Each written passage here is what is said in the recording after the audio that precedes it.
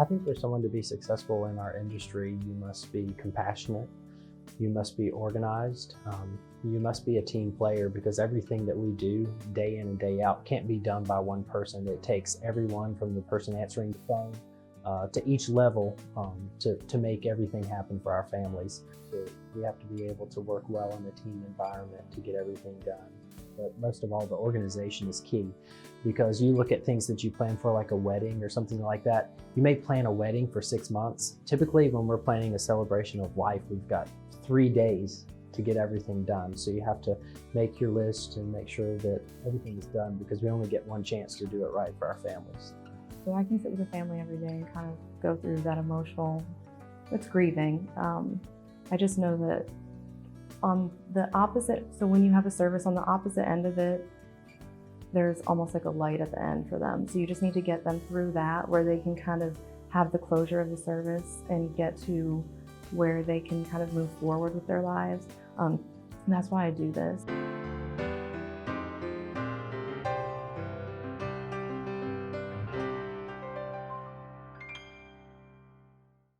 It would have been 2012, we had a death in my family, and the funeral director back home, and he's done probably 4 or 5 generations of my family, and he was on vacation, and he came back from the beach to do the funeral, and that really just showed me, I guess, the true compassion and sacrifices that the funeral directors make, and really inspired me with how good he was to us. And I felt like if I could just do somewhat, or really, if I could help someone just even half as much as he helped us, then I'd be doing something really nice. My best friend when I was in high school's father owned a funeral home, and received a part-time job with him when I was 15.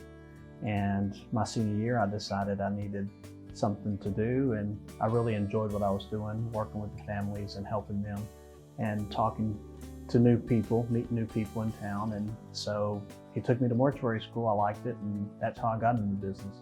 Started when I was 15. I was an office manager for about 5.5 years. So then I moved into cemetery sales. I helped people at the cemetery buy plots, mausoleums, that sort of thing. And then found out that the pre-need or the advanced planning position was available at the funeral home. So that's how I got here. I was a 2nd grade teacher, taught school for a couple months, was not for me, decided to make a career change. I lived with some friends above a funeral home in Ohio, and was very interested in the day-to-day activities that was happening, the difference of what was happening, the funerals, cremations, how we got from point A to point B, and so I decided to go to mortuary school. I actually started in this industry when I was 15 years old. I grew up in this industry. My father is a funeral director. My grandmother was a funeral director. So through high school, I started out washing the cars at the funeral home, and then when I went off to college, I started working at a funeral home part-time, and then I got my director's license, and then have actually been in the business now then for 14 years if you count all those years. My grandpa died when I was a freshman in college, and he's very special to me. I was in school for business at Peace College, and then when he died, I kind of changed my route.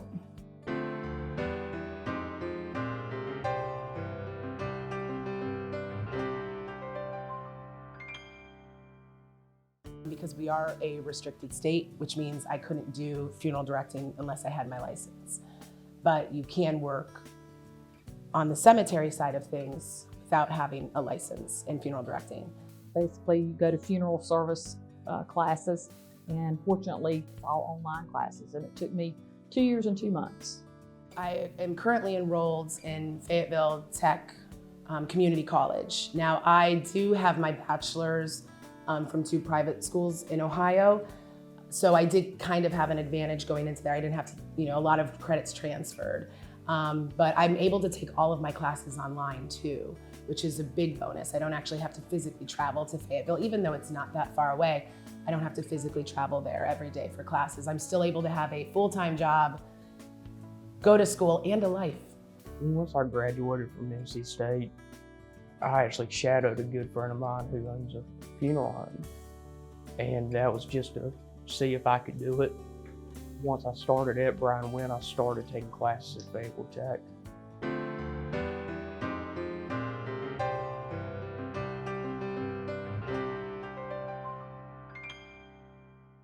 Because of the volume with SCI, there are groups of us that specialize in certain areas in the funeral industry. There are groups that we call back of the house that do all the preparation work, the removals. There's the funeral directors who we call front of the house, who meet families, run out funerals. And then there's also a group of funeral directors who are the pre-planning funeral directors who see families prior to the time of need. I had the opportunity to work in 3 different positions with the company. Started out as a at-need director, which is in charge of waiting on families whenever a need arises, from preparing their loved one to waiting on the family, making funeral arrangements.